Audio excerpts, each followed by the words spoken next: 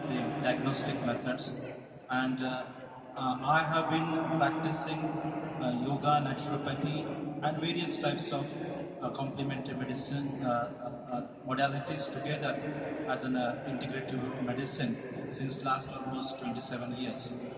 And with this experience, what I have observed is that we have a huge scope in our curriculum. We have learned everything of most of these diagnostic methods. But again, as doctor had mentioned, application in our clinical practice is something which is very important. Since our education requires that integration, evidence-based education and evidence-based clinical practice. These two are interlinked. Unless we do not have the education, evidence-based education, we do not have evidence-based textbooks. Unless we do not come up with that, education will not have that edge. And once we have that edge, then only we will able to have people or the new graduates coming up with this kind of skill. So application of, as your specific question is how you are able to apply the traditional naturopathic diagnostic methods. We do use iris diagnosis, the facial diagnosis, we use the encumbrance theory. Of course, we also collaborate with the modern medical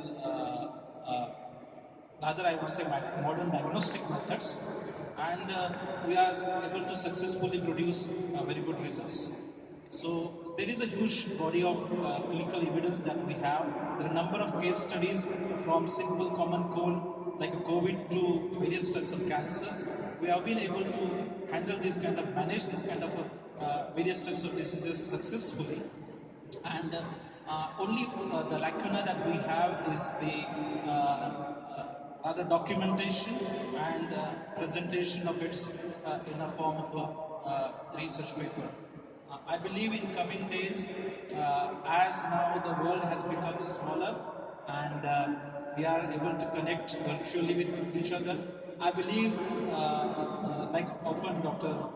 Prashant used to ask, why don't you come and join us as a visiting faculty often, and then traveling all the way is very difficult.